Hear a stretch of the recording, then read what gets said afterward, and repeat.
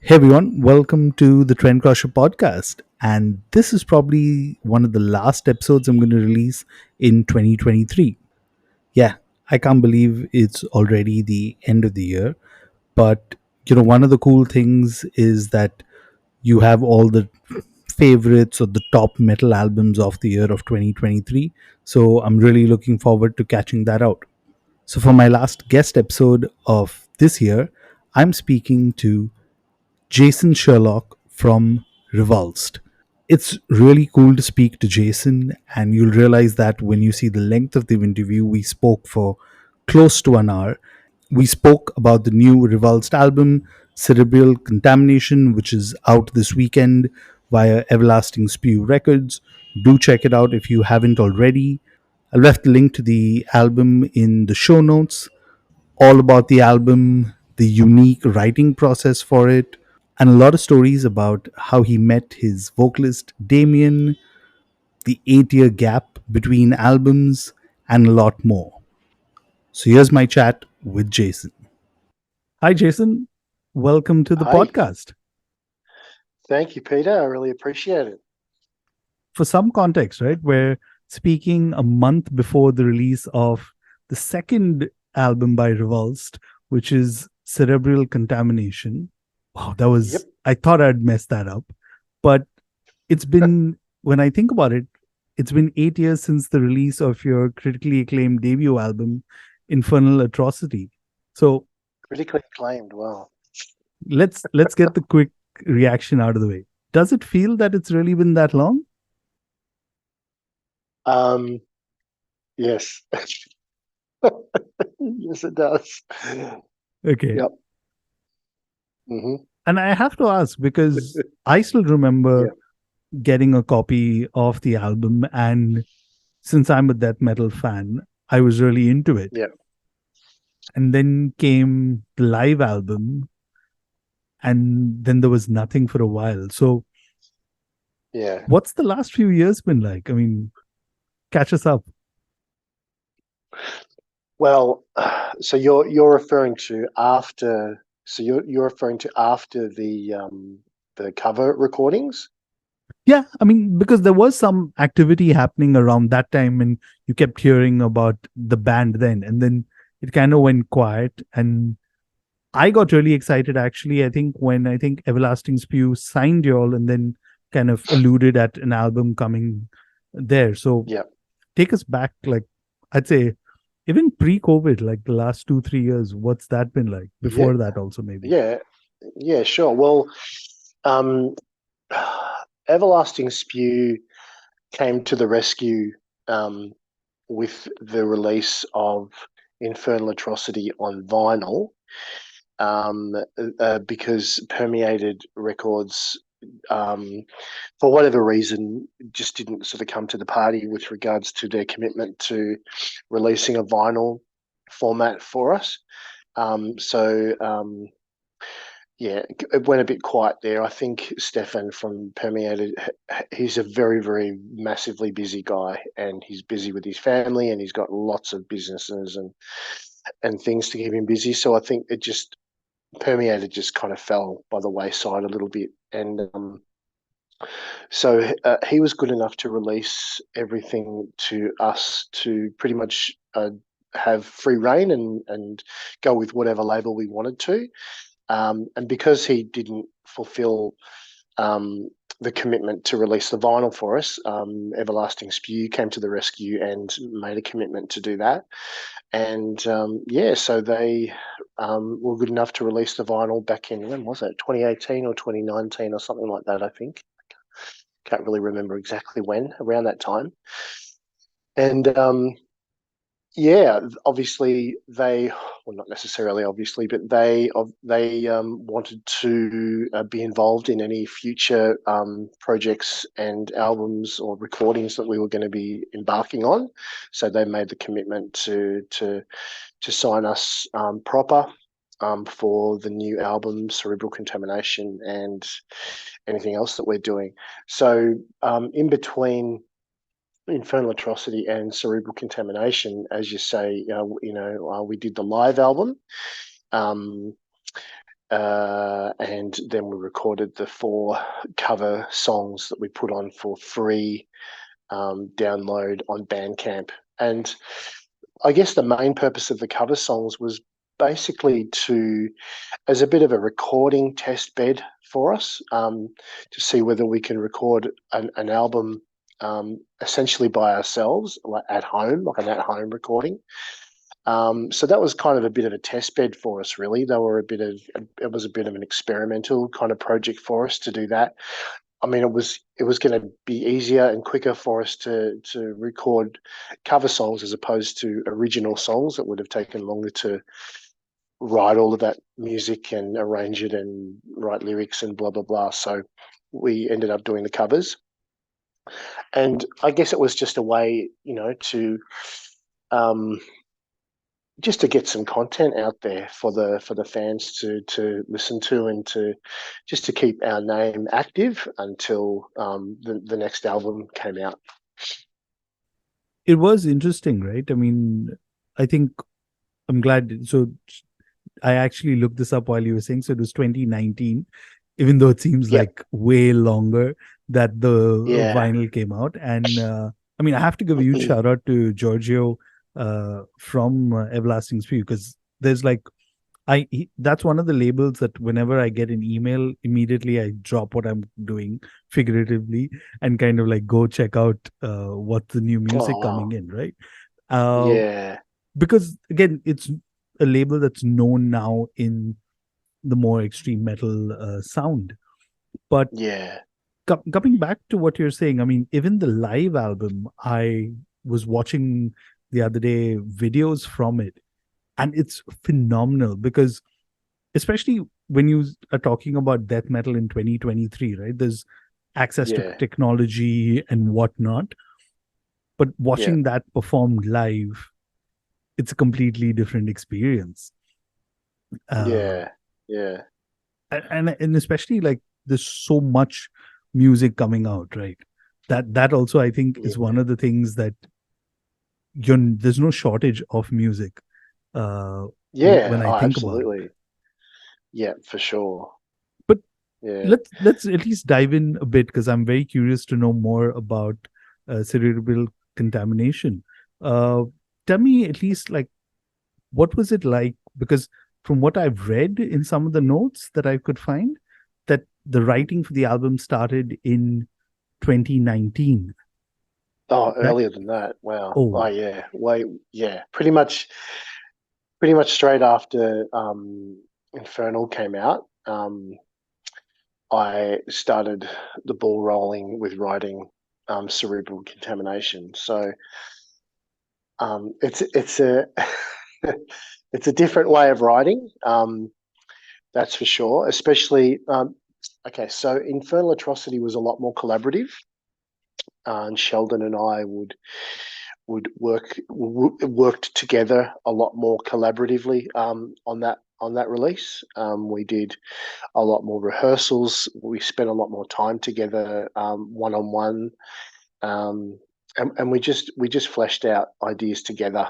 Uh, but with this one, it was 99.9% myself coming up with the musical ideas. So I'll just have my phone with me, and I will just literally hum riffs into my phone, and then I would take those riffs to Sheldon, and we'd sit down, and I would just say, I'd hum the riff to him or show him the riff, and then he would basically work it out on the fretboard on the guitar, and then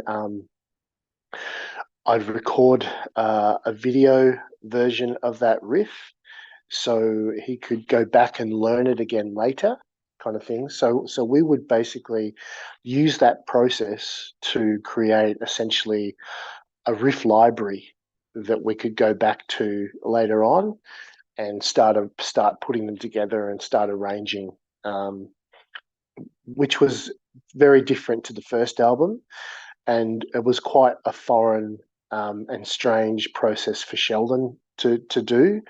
Um, yeah, it just wasn't a natural process for him, and he found it quite difficult to sort of do it that way. But I guess it was purely circumstantial that we ended up doing it that way. Um, and yeah, we probably spent a lot less time together physically than we did for the first album. That doesn't sound very good, does it?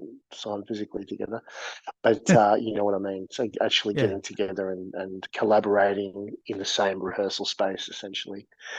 Yeah, it was a lot more remote, and then COVID hit, and then that sent us, into a spiral as well. So 2 or 3 years there of pretty much only um, remote communication and access. So that made it pretty difficult too. So yeah, that was basically the process of how we put together the music for Cerebral Contamination. So we'd create the library, and then I would basically go away and trawl through the library and go, oh, that's this cool. This riff goes with this one, and this one goes with this one, and so I would do basically the arranging that way.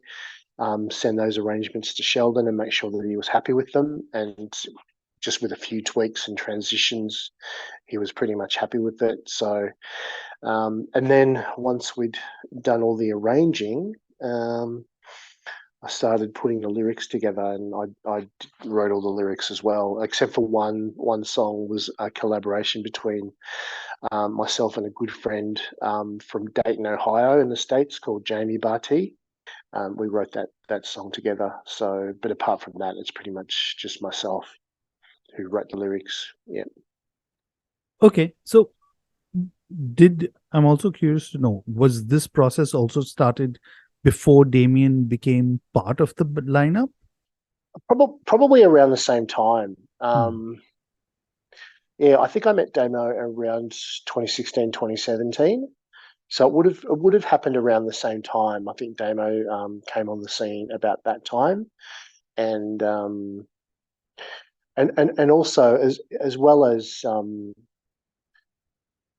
so that's very early in the writing process for the album, um, because we were still at that point we were we wanted to find a local vocalist and a local bass player so we could play some shows, so obviously Connie from Defeated Sanity and Despondency, as brilliant as a job as he did, and we're eternally grateful for all the work that he did on the album. He's a friend of ours, and yeah, we love him to death.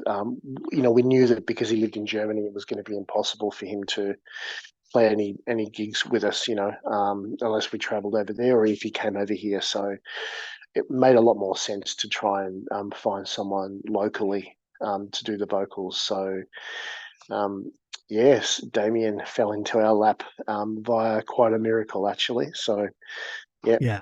I, I want you to repeat that story, but I think at this point, let's talk a bit and maybe about more about the music and play a song, sure. and then we'll Yeah. come back about Damien and his role, because I want you to retell that story if it's exactly the way I heard it. Oh, how Damien joined the band? You mean? Yeah, yeah. Oh wow, that's a crazy story. Yeah, Okay, I'll so happily share that. cool. So let's do this. Tell me about one of the songs that came in very early in this process that you were talking about, right? And let's play it. If you can kind of describe it and tell us more about the song, we'll have everyone Sure. listen to it too. I think yeah, it's funny you mentioned that because Nefarious Devourment is the second single that uh, which is available, now for everyone to listen to from the album in its complete form. Um, that was probably one of the first songs that we put together that we wrote, and that one was actually well, it started probably back in 2016, 2017.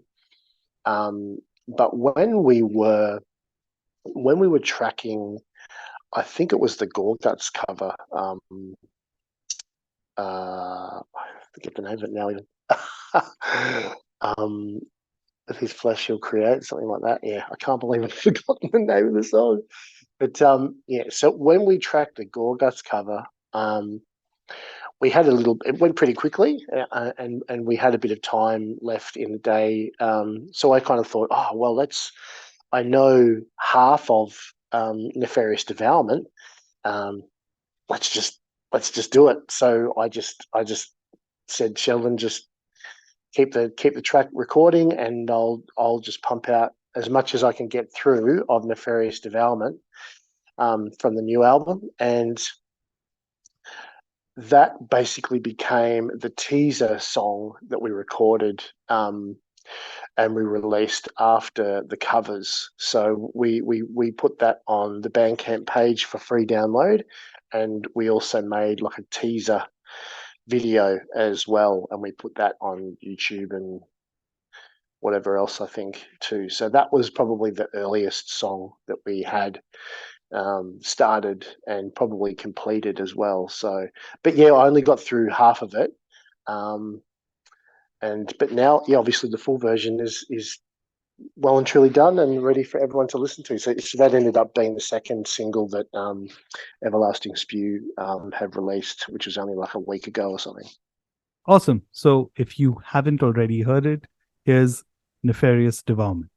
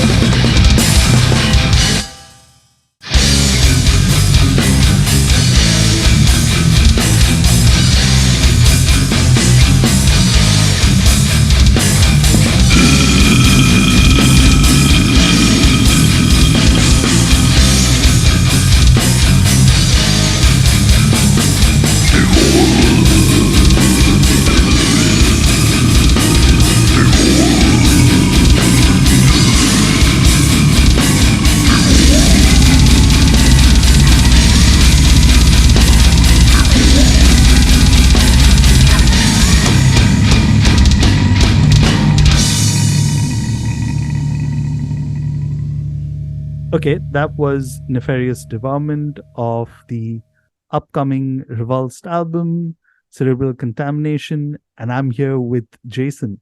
Now, before we cut to play the song, I alluded to the story that I'd heard, and I'm guessing it's from a previous interview of yours, of how you came across your vocalist Damien. So indulge me. Please repeat that story because I think that's a great story completely. Yeah, yeah. I'm going to be really honest about this, and so for all the death metal dudes out there who aren't into God, maybe turn away now. um, so basically, after Connie was finished with Infernal, and we were looking for a new vocalist to join, so we could start doing shows, local shows, because that's what we wanted to do. We never wanted to just be a project band or just a recording band. We wanted to actually get out there and play some gigs, which we did do. Really only in Melbourne, but that was cool. So yeah, so I was. We were in the process for a long time, for at least a couple of years, sort of looking around and scouring the internet and scouring. There's a website called Melbourne Musos, I think it's called, um, where different Melbourne artists, advertise and say that they're available for a band or they're looking for members of a band or whatever. So I'd be looking on there all the time and trawling that and seeing what I can find and contacting people and auditioning people. And we tried quite a few different people, some who have stayed friends with us, and others who have not. But for whatever reason, none of them particularly worked out at all. So, I was really just trying to do this all kind of on my own and just, obviously with Sheldon's help too. I wasn't completely alone, but I was kind of driving it, I guess. And just, yeah, just doing it all kind of in my own strength, as us Christians say.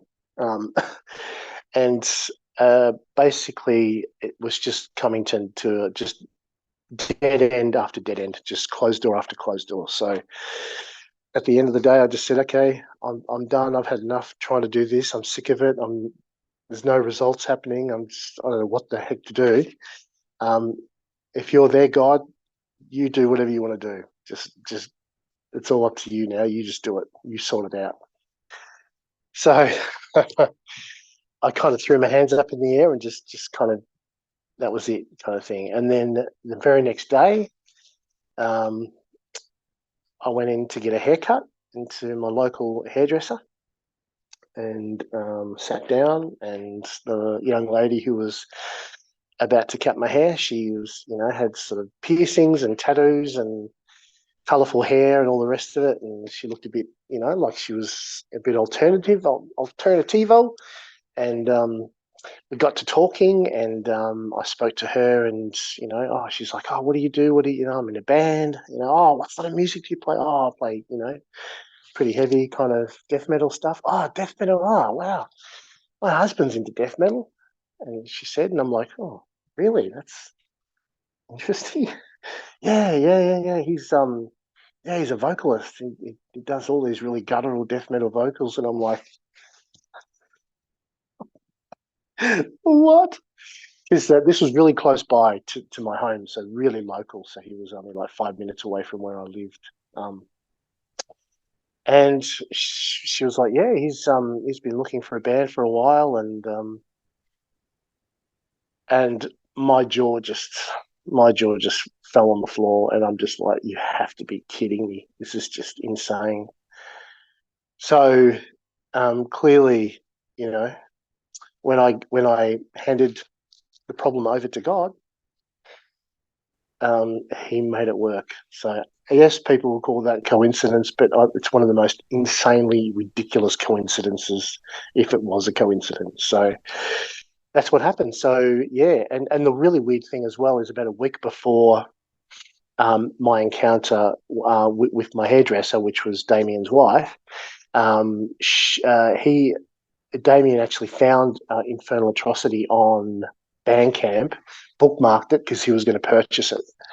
So yeah, because he's a massive death metal fan as well. So about a week later or a few days later, I met with him to have coffee. We got to chatting. He joined the band, and he's one of my best friends, and we're still going strong now. So amazing, amazing story. Yeah, Yeah, truly. I mean, and I have to make this joke, right? This is what happens when metalheads actually get a haircut because we all want to grow our hair long and stuff like that, right?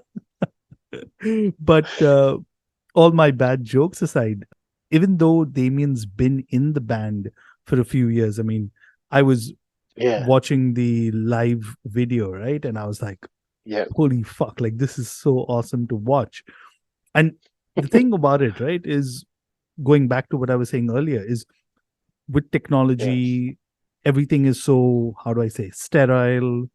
You've got everything, on the grid and all of that. But yeah, live, you can't kind of replicate exactly that. So watching it live is something else. But yeah, again, live and studio is completely different. Uh, how has that been? Because this is Damien's first studio album uh, with the band. How's that journey been for you, especially because you kind of talked about the entire writing process? yeah. So sorry, I'm not sure what the question is. So, How did he adapt to now the studio oh, with you, and especially using your unorthodox method, right, where you said literally you created the riff library. I love how you called it yeah, that, and then yeah. already wrote the lyrics. So where's the input, or how does Damien fit into all of that? Oh, just like a hand in a glove. He was just perfect. Like I had written but not only wrote the lyrics, phrased the lyrics as well, fitting the lyrics to the riffs and to the music. And we just sat together um, in my garage rehearsal space, and we set everything up. We set the microphone up and the recording equipment and all that stuff.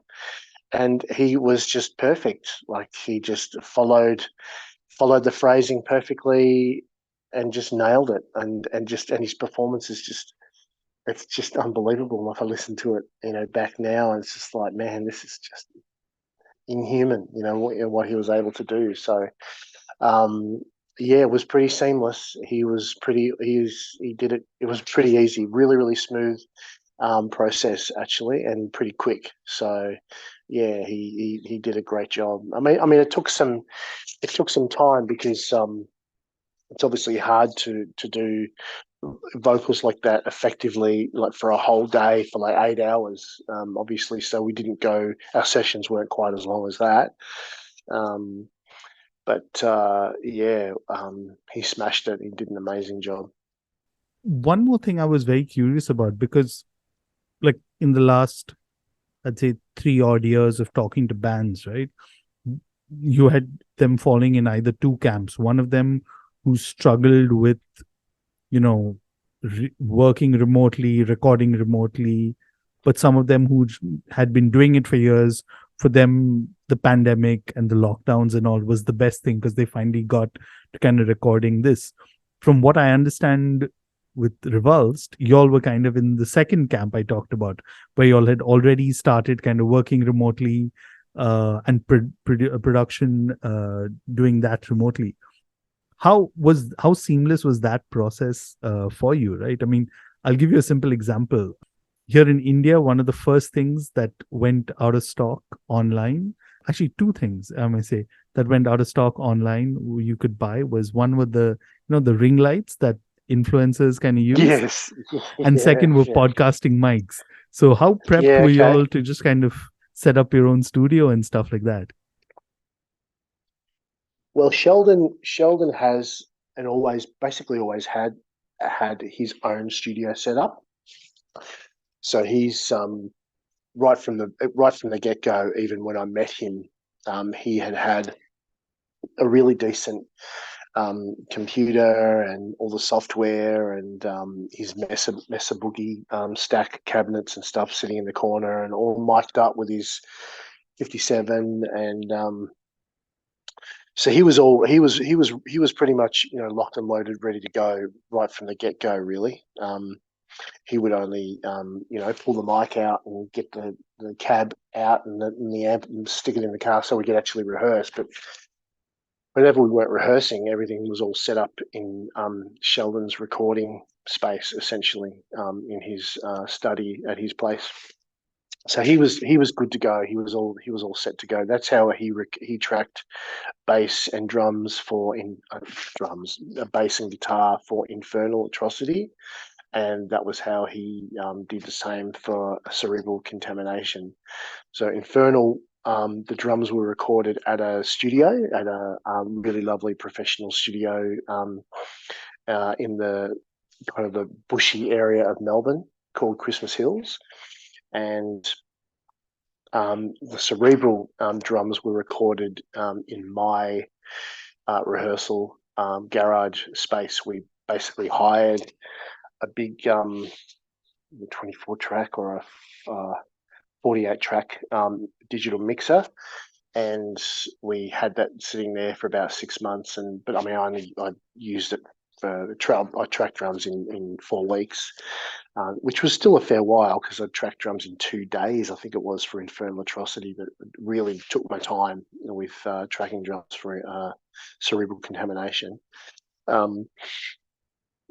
So yeah, but so we were kind of used to doing things recording separately anyway. So yeah, it was relatively easy. The only thing that was a little bit hard was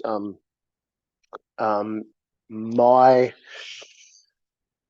my being the only one that really kind of wrote the riffs, and then Sheldon just kind of interpreted them onto the fretboard, and obviously we created that library. So he kind of felt that it was a bit more difficult for him to sort of connect to the music.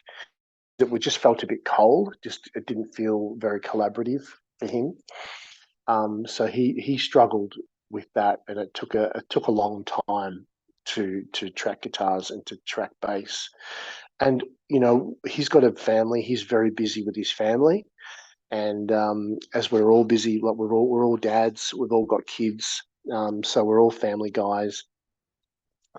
So yeah, we're not just we can't just sort of sit there and just completely dedicate ourselves to writing an album and just trying to get it done in 12 months or whatever and just do nothing else. We've all got jobs, we've all got families and stuff. So we really had to, sort of squeeze in the band around our pretty busy lives. So yeah, I hope that answers a bit of that question.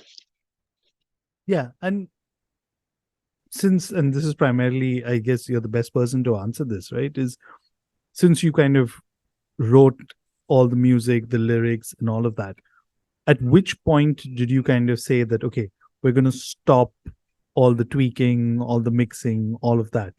Because there's always, with digital, there's always the thing that you want to keep going back, right?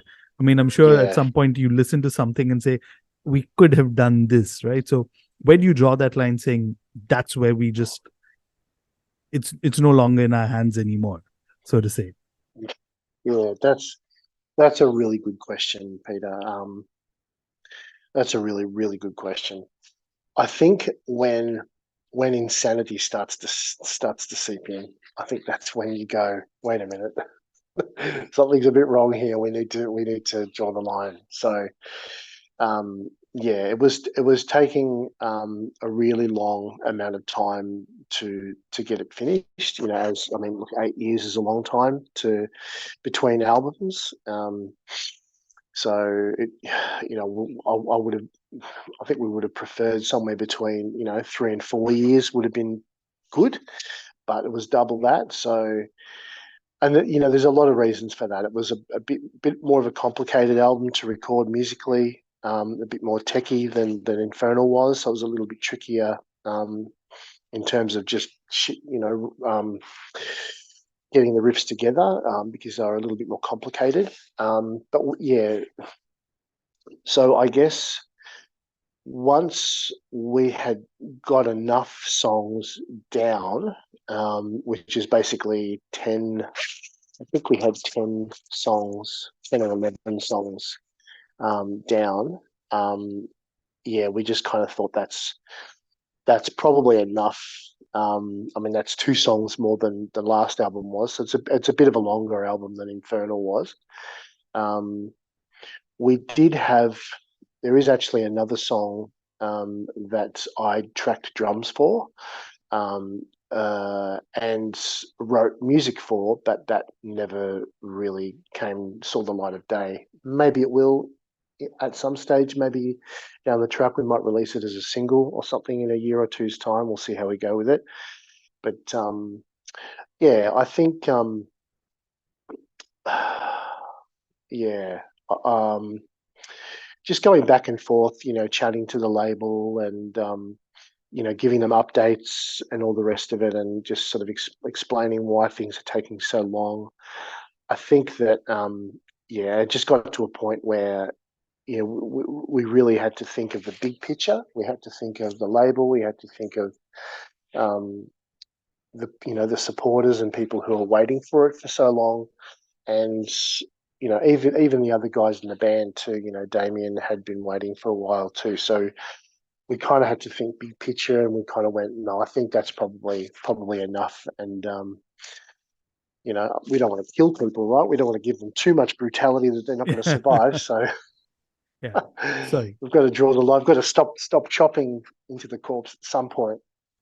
Okay, we've talked quite a bit about cerebral contamination. And first of all, thanks so much for sharing all that information about the album, because I think one of the reasons I enjoy doing these podcasts and these longer chats is you actually get to tap in more into the entire process behind the albums.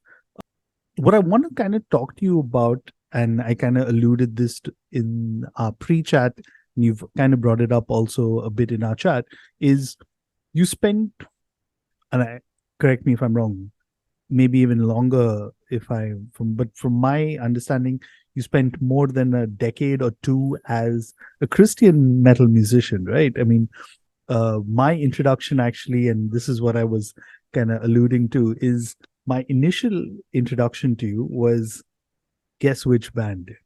Oh, um, either Horde Yeah. So, uh, Horde, really? yeah, because, and the thing is, I Okay. didn't know it was you. So for those tuned No in, one did. No one yeah, knew. I love reading about that on the internet, where you were anonymous, and you were part of, or actually, Horde. Correct me if I'm wrong, and I really actually wonder if you don't mind tap into the whole era of Horde, because I like how it was titled Holy Unblack Metal. And that was something that, because I was at the same time being introduced to a lot of these Christian metal bands by my friend, and a Yeah, friend of yeah, mine kind of just said, there's a band which plays black metal, but it's Christian. And that kind of puzzled me. But then when I heard it, and I heard the album Helig Ustvart, if I'm correct, yep, saying it, which came out yeah, in 1994 on Nuclear Blast Records. yeah. Please, this is your space. I'm very curious to know. Tell me more about that phase. Cool. Look, I think one of the just as a preamble to the Horde thing. One thing that I really struggle with is the Christian versus secular thing. I just can't relate to that at all. I know that, and that's probably been invented by the Christians more than it has the people who aren't Christian believers, which is really, really damaging, and it's really quite divisive. Um, yeah, so I'm just not a fan of all that sort of stuff, and Christian band, non-Christian band, Christian metal, non-Christian metal. It's just metal, for me. whether it's, and I'm just a person, I'm a person who believes that there's a God. So that's, but that doesn't, instinctively make me a different person from anyone else. It just means that we have different beliefs or whatever. So I just don't like the idea of, that segregating those labels, separating, um, and dividing people, You kind of answered my dividing next scenes. question that I had for you, but Yeah, okay. thanks for putting this out there. I mean, it's great to hear, Yeah, honestly. because it just bugs me. It really annoys me. Just that the whole, the Christian scene and the secular scene. It's just. I'm sure it exists, but I don't make any differentiation. I just think that it's all one big metal family, as far as I'm concerned. So Yeah. I've never I've never really sort of taken to that. So yeah, Revulsed isn't a Christian band, but we have lyrical themes that are spiritual and that have a deeper meaning and a sort of a deeper, maybe a slightly a deeper purpose than the usual, just hacking people in half and watching them bleed, and all that sort of kind of stuff. We want to get a little bit deeper than that. And not that every band sings about that. There are tons of bands that have insanely intelligent lyrics. Um, Defeated Sanity have incredible lyrics. Lilla is a good friend of mine, and he writes some incredible stuff. Um, so yeah, yeah. So I'm just not a fan of that. Christian scene versus secular scene. It's just all a metal family as far as I'm concerned. So I don't take to that. Okay, so back to the Horde thing. So I guess from a long way away from Norway and Sweden and Scandinavia, there was just a lot of, I could just see a lot of damage being done, like people dying and people being murdered and suicides and burning of churches and all this kind of stuff. And I just thought, what's going on here? This has got nothing to do with music. This is ridiculous. Why are people, why is, Varg murdering Euronymous, and why are they burning churches, and Faust is murdering gay people and all this kind of stuff, and it's why is all this happening, um yeah, just unnecessary. It's just stupidity, really. So I just kind of thought, well, I really like the sound of those bands. I really love, because two of the main influences musically, for the Horde project was Immortal, Pure Holocaust, and Dark Throne, Blaze of the Northern Sky, and Under a Funeral Moon, I think was, yeah. Songs like Natasha and Eternal Sleep and songs like that were just pretty quintessential to the Horde sound, as well as some of the songs from Burson as well, had a bit of an impact too. So yeah, I just wanted to get something different out there, something that um, wasn't destructive, something that was, well, I guess it's destructive against the satanic forces or whatever. So I wanted to make a statement. I wanted to make something that was the opposite to what was going on, lyrically anyway. Something sonically that sounded the same and that fit into that space, but lyrically was just the complete opposite, that was turned on its head. And yeah, I was just sick of seeing all the negative stuff, all the really dark, depressive, oppressive, revolting kind of crap, and I just wanted to put some anti that in there. So that's why I did the Horde thing, and the holy unblack metal thing was just basically a reversal of Dark Throne's unholy black metal, that they had on a couple of albums. I think it was, yeah, Under a Funeral Moon and Blaze of the Northern Sky. Um, they just, yeah, realised that sort of moniker for themselves, unholy black metal. So I just wanted to flip that around and change it up. and then the next thing I know, I know, all these Christian black metal bands are calling and are using black metal and all this kind of stuff. That's another thing that I don't sort of agree with either. Is that you can't create Christian black metal. Black metal is black metal's black metal. Black metal is it's it's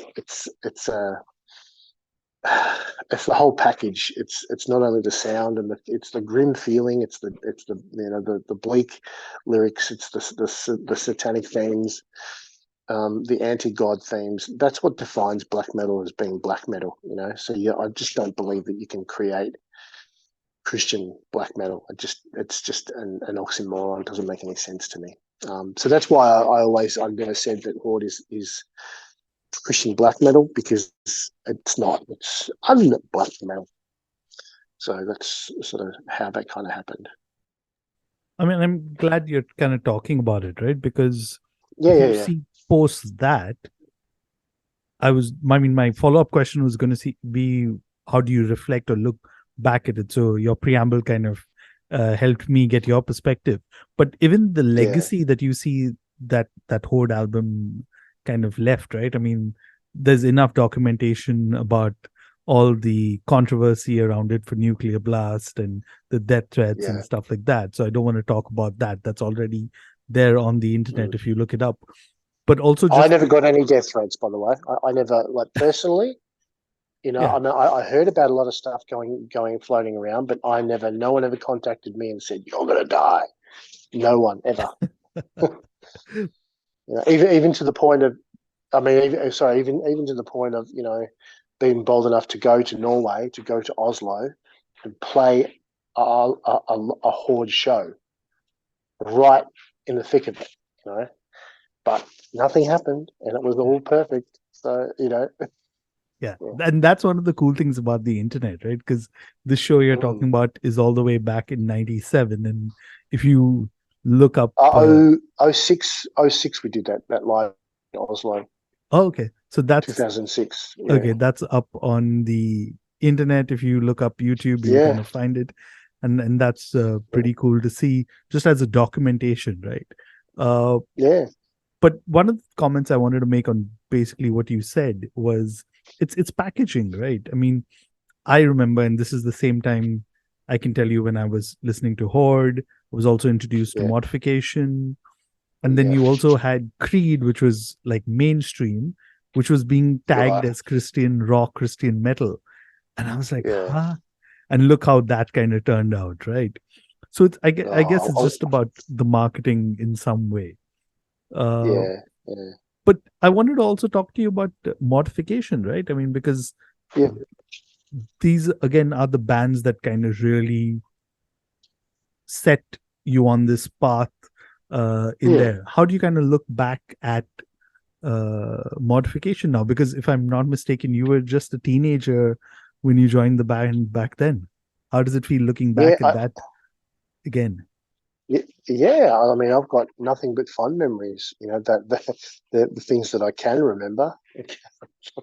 As I'm getting older, I can remember less and less. But I've got nothing but fond memories of being in the band and touring and all the rest of it.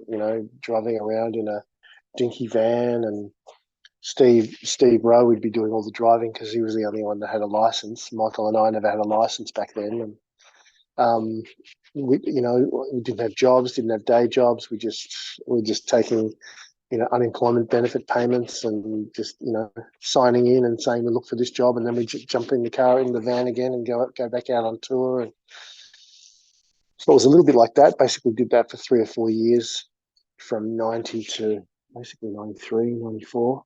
Um, yeah, we just every year we'd pump out a new album and just rehearse and write and record and tour, and then rehearse and write and record and tour.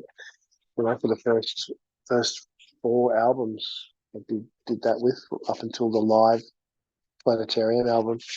Um, yeah, really good memories. Just a lot of fun and just mucking around and being stupid and just looking like a complete, dickhead out there, just wearing stupid, idiotic clothes. It's funny, like I look back at the videos and I'm like, Michael and Steve actually look half decent. They're wearing jeans and black shirts, and I look like a freaking carnival clown. I've got these stupid shorts with white and blue stripes and a fluorescent fanny pack, and I look like an absolute idiot. But they actually look pretty good, so it's actually a bit embarrassing for me to look back on that stuff. But um, yeah, fun. It was awesome. It was good fun, and I've got nothing but fond memories, and I love those guys. Yeah, and I must say, like, one of the things I kind of found through all the forums and the message boards and stuff like that, where there is like people still kind of looking up your name, trying to see what you're up to and stuff like that, right? And I Yeah, think yeah, that's one of the cool things where you see like Mortification, Horde, just as part of your legacy and stuff that you kind of yeah. And Paramecium uh too. Don't forget Paramecium. yeah, that's another band also, right? But I have to Yeah. say, I mean, Went from big, fast to slow. yeah, there is a kind Yeah. of transition you've And then kind back of to gone through, fast right? again. Back to fast again. So uh, so I want to kind of wrap up with a few questions, right? And I think yeah, I definitely want to ask you this one, considering we're talking just about the evolution of music that you've seen. I mean, you've decided to play fast music currently. yeah, Uh, yeah, and death metal, let's be honest, in 2023, like I said earlier, sounds very different. Uh, as someone, like you said, who's a dad, has a job, band, and that's just some of the things I'm talking about, right? There must be far more. yeah, Do you get time to yeah, kind of listen to music, enjoy music, discover current bands at the yeah, moment? yeah, definitely. Really, really getting into the latest Wormhole album, Almost Human. That is just insane. It reminds me of Cynic Focus. It's got some of those early Cynic Focus vibes. Amazing musicians. Yeah, just awesome, awesome album. Wormhole, Almost Human. Um, some other stuff that I've been listening to. Defeated Sanity are always putting out amazing music. The new Sappho is really, really good. Yeah. Just recently, I heard the podcast with Ricky just recently, and that was really, really cool. I think for him to step into Frank's shoes and basically channel the effigy version of Frank. As soon as I heard it, I just thought it was interesting. I listened to the whole album all the way through, and then it got to the last song, and I'm like, well, that's got to be Frank because it sounds a lot different to the rest of the album, and I was right because yeah, obviously.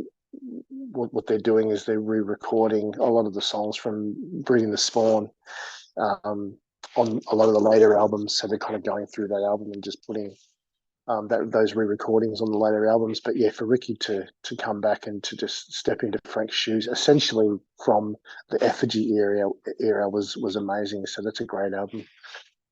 Um, yeah, Yeah. yeah, And it's cool that I get to do an interview with Suffocation and you guys in the same month. So a good month for me, I yeah, would say.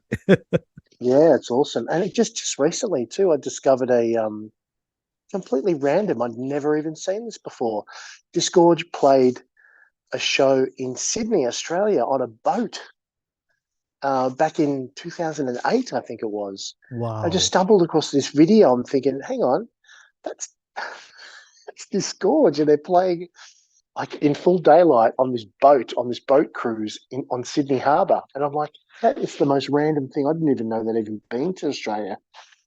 Um, yeah, it's on YouTube. It's pretty amazing watch. Awesome, awesome show, man. Just incredible. Ricky's just a monster on the drums, and just amazing show. Um, yeah, Okay. So last couple of questions, right? And yeah, this is going to be releasing closer to the album release. So both sure. Mark Smith and Sheldon DeCosta have moved on from the band. So Yeah. what's the plan for Revulsed going forward? I mean, Is there a possibility now that the album is out that y'all will do a few live shows? At the moment, not likely. Who knows? Maybe we could just get some backing tracks down. I don't know, and Damo and I could get out there and do it.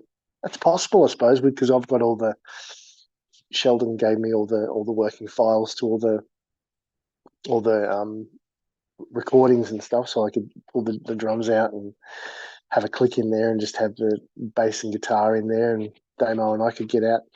But no, I won't do that. But at the moment, not very likely that we'll do any live shows. We'll just sort of see how we go with the release and just sort of gauge how that's all going, and never say never. I mean, the way Damien fell into our lap was pretty miraculous. So who knows? Maybe something similar might happen down the track with a bass player and a guitarist. But if anyone's listening out there and they're in the Melbourne area, or they're in around this kind of area, and they want to try out or want to contact me, feel free to do that on Facebook or whatever. But yeah, at the moment we'll just sort of play it by ear and see how it goes, and just enjoy the release. And now, since you've put this in my head, I have to ask you, since you've got this riff library of sorts, how much of material do you think you have, or do you currently have any material in your riff library? I think we probably, yeah, I would say that we do. Um, but I feel like I'm always, music's always changing. I like to keep it really fresh. So I think that if I was going to keep writing new songs, I probably wouldn't go back into the archives. I'd rather keep things fresh and start from scratch again, and start writing new material, and just keep up with the current trends, and try and stay fresh and stay relevant, and yeah. So I'd probably just start from scratch and start creating a new library. Okay, that makes complete sense. And Yeah. since you already talked about, those listening, why don't you do you have a message for some of the fans listening? Anything you'd like to share with them? Sure. Oh, I just thank you for your patience. It's been a really long time. 8 years is a long while to wait. So we really just thank everyone for hanging in there and sticking with us. And we've had some pretty amazing response to the new songs so far. It's getting a lot of really good readership and a lot of good attention. So we're really grateful for that. And yeah, we'd love to get out there and actually do meet more people and go a bit more further afield. But until we get a full band together again, and unless we get some touring backing promo companies behind us, we just have to wait and see. But we just want to thank everyone for their patience and for being so faithful and interested in what we're doing. And yeah, we just really appreciate it heaps. Awesome. Thanks so much, Jason. Totally appreciate it and taking time to talk to me. Thank you so much, Peter. I really appreciate your time as well. Really appreciate it. Thank you. As you can tell, I really enjoyed that chat with Jason, and I think we covered a lot of topics, including Revulsed latest album. If you enjoyed the single Nefarious Devourment, which is off the latest album Cerebral Contamination, do definitely pick up a copy of the album. I've left links to all in the show notes. And it was also great to speak to him about him performing in Christian metal acts like Mortification, and I particularly enjoyed him telling the story of Horde. So that's all I've got for this episode. And of course, if you haven't already, there are going to be a lot of, you know, albums of the year, favorite albums, top metal albums, lists that are going to be out. At Horns Up, we're going to definitely be doing that. So stay tuned for that. I'm going to link to that. And yeah, I've got something special planned for the last episode of the year. So as always, keep your eyes out to Trendcrusher on Instagram or Twitter if you're still using Twitter X. And I'll see you all very soon. Cheers.